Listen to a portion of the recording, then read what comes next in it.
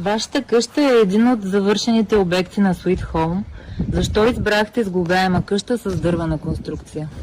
Първото, на което се спряхме, защото става много по-бързо. И занимавката с майстори е много по-малко. А и от други хора и познати разбрахме, че фирмата е окей и няма никакви проблеми с изпълнението. Още повече самите детайли се произвеждат на друго място и точното изпълнение на всеки един елемент е от съществено значение за сглобяема къща, примерно. Значи това е отговора на следващия ми въпрос. Как точно спряхте избора си на Sweet Home? От познати и от сайта в и най-вече интернет. от разглеждане на сайтове. И обиколка на къщи, които да. строеше фирмата. Да видим на живо за какво става дума. И как точно се произвеждат тези панели. Нали, ти беше и в завода, там в фабриката, където се произвеждат панелите. Видяхме, че е под контрол на конструктора, което е много важно. И така. Как протече комуникацията между двете страни в целия процес на строителството? За нас нямаше никакъв проблем, всичко беше уточнено и по канален ред всичко си мина без никакви грижи. Нямаше проблем. До последно абсолютно никакъв проблем проектантите, нали, изпълниха това, което искахме. Все пак ние си дадохме идеите и... Да, и върху тях те ни направиха проекта и изпълнението съответно. Как определяте нивото на изпълнението, на строителството? Много добро. От 1 до 6, 6. Много добро, да.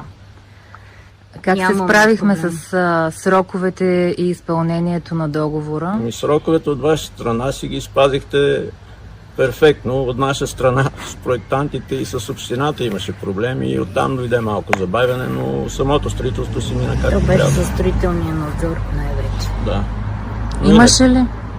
Имаше ли трудни моменти и как ги решихме? Не бих казал да има чак толкова трудни моменти. Дребни проблеми, като за всяко строителство. Нямаше някакви съществени несъответствия или нещо, което... Просто това, което бяхме поискали, се изпълни и сме доволни. Да, нямаше нещо различно между проектиране и нямаше несъответствия. След зимния сезон, как определяте комфорта в къщата през студените месеци? Не усетихме студ. Доста изолирана, с каменна вата, изобщо няма проблем. Цялата къща с термокопия отопляваме. Мисля, че беше. Сметките как бяха за електричество? Най-скъпата сметка дойде 200 евро, като в сметката влиза и зареждането на колата. Така че като ток е съвсем горе-долу пасивна къща си. Последния месец ни е 115 евро сметката, при условие, че всичко ни е на ток. Ползвам и отопляваме навсякъде, не е само там, дето седиме, цялата къща си се отоплява. Ако ваш близък приятел ви попита защо да работя с Sweet Home, какво бихте му отговорили? Защото са много точни и няма да имат проблеми. И с проектиране, и с изпълнение. Благодарим ви. Нещо друго искате ли да кажете, да споделите? Ние също благодарим за точното изпълнение и за решаването на всички дребни проблеми. А как ви се стори екипа хората, които бяха на обекта? Нямаше абсолютно никакъв проблем. Ние не сме гледали, нали, всеки ден да присъстваме но екипа разполагахме с снимки, как се изгражда и знаеме, нали, как се е правило. Идвахме и на обекта, нали, нямало е проблем.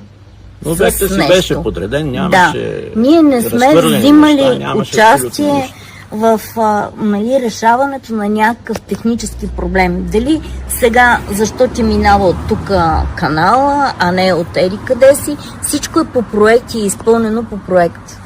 И това си остава и се знае къде е еди коя си тръба, за какво е и така. по-точно това ни привлече фактически в нали, начина на изпълнение на конструкцията и изобщо на къщата. Аз не си представях даже, че нали, така с кран, нали, целият панел, цялата стена идва с кран и се сглобява като лего.